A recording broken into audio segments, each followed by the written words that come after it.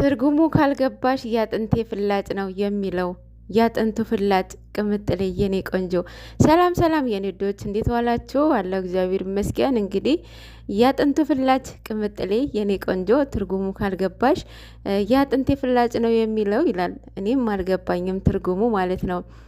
ጨረቃዎቻችን እንደዚህ ሆናችሁ የምትመጡበት ቀን ናፈቀን። በቃ እንደዚህ ስቃችሁ ማለት ነው የምትመጡ ቀን፣ ይሄንን ተንከሲ ስራ የምታቆሙ ቀን የምር የምር የሁሉም ኦዲየንስ ፍላጎት ነው። መች እንደሆነ ባናቅም ግን አቁሙልን ማለት ነው። እንግዲህ የቅመምዬ ንጉስ በራሱ ቲክታክ ላይ መጥተዋል። ቅመምዬ ግን ተናፍቃለች። በስማም ዛሬ ግዴታ መምጣት አለባቸው። አሁን ሁለታቸው ብቻ ነው የሚመጡት ከዚህ በኋላ ማለት ቡታጀራ ይመለሱ ማለት አይደለም። ያቺ ተንከሲስ እኮ እየዛተች ነበር አይደል እንዴ? መመለሳቸው አይቀርም። ግን ደግሞ እስከሚመለሱ ድረስ ሁለታቸው ብቻ ናቸው የሚመጡት ማለት ሁለታቸው እኛ የምንፈልገው ሁለታቸው ብቻ ናቸው። ከሁለታቸው ውጪ ወደ ውጪ የእሷ የጨረቃ ፋሚሊ ሞቋት ይሁን አናቅም። እንግዲህ እንደ ማግኔት ተጣብቃብናለች ማለት ነው። እስከሚመለሱ ድረስ ሁለታቸው ናቸው የሚመጡት ማለት ነው። ትናንትና ሀሰን የምር እኔ እያሳቀኝ ነበረ ማለት በቃ የሆነ ማስመሰል ምናምን አይችልበትም ሀሰን ማለት ነው። ግልጽ ግልጽ ነው የሚናገረው፣ እንቅጭ እንቅጩ ነው የሚናገረው፣ ልክ ልካቸው ነው የሚነግራቸውና ኢቨን ራሱ የብሩክ ትላንትና እንደተኮራረፈው ወይም እንደተቀያየሙ ነበረ አክታቸው ማለት ነው። ግን ደግሞ ከትላንትና ወደ አንዳያችሁት ቪዲዮን አንድ ላይ እንዴት እንደሆነ አይታቸዋል። ግን ደግሞ ትላንትና ነግሮታል ልክ ልኩ። ብሩክ እዛ ጋር እልህ ይታይበታል። ምንድን ነው ባለፈው በሰሩት በተናገረው ሀሰን ማለት ነው እልህ ውስጥ ከቶታል። ይሄ ነገር እንዴት ታደርጋለህ? በቃ ጥፋተኛ ነኝ እስክትል ድረስ አልፋታህም ብሎታል። እና ሀሰን በአጠቃላይ ማስመሰል አይችልም። ግልጽ ሆኖ ነው የሚናገረው ማለት ነው። እነ ፍፄ ሁላ ጤቤራም እያለው ነበረ፣ ለአንዋር መሀይብ ለቤኪ ደግሞ መላጣ እያለው ነበረ። ኦፍኮርስ ልክ ልካቸው ነው የነገራቸው። ለፍፄ ጤቤራም በትክክል ጤቤራም ይሄንን ጸጉር እስካላነሳ ድረስ እኛ ራሱ ጤቤራም ነው የምንለው። በነገራችን ላይ የቡታጀራ ዩቱበሮች እኮ እንዳለ ጸጉራቸው ተሰርተዋል። ወይኔ በላቸው። አይ ዶላር ምን ውስጥ እንደምትከታቸው። ጸጉር መሰራት መፈተል አሁን በእናንተ ቤት ጀብድ ነው። ታቶ መሰራት በእናንተ ቤት ጀብድ ነው። እንዴት እንደሚደብርባችሁ እንዴት እንደሚያስጠላባችሁ ብታውቁ ማለት ነው። እኔ የምለው ቤታችሁ ላይ መስታወት የለም እንዴ?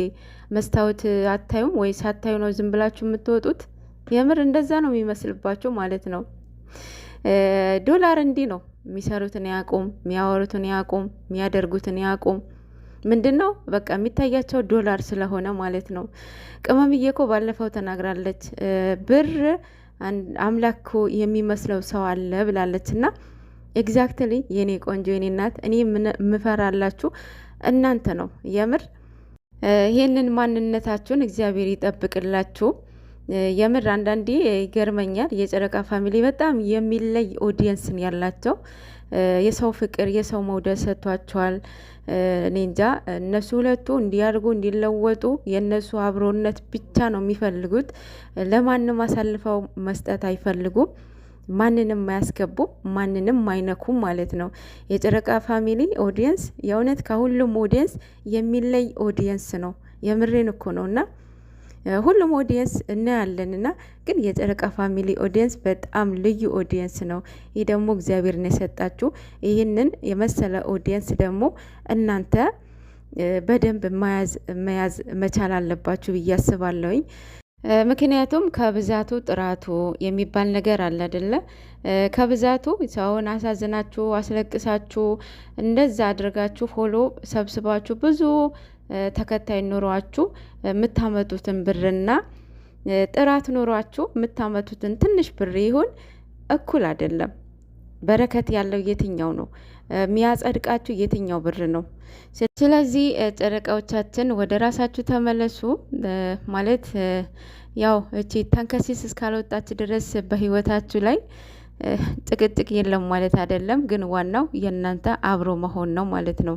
ሁለታችሁ ከተናበባችሁ ብሏል እኮ ትላንትና እሱ ራሱ እኔና ሀይሚ እንተዋወቃለን ልባችን አንድ ስለሆነ ነው ያልሄደችው ብሏልና ያው እግዚአብሔር ያገናኘው ያጣመረው ማንም አይለየውም። እችም ተንከሲስ ትወጣለች ዋንዴ።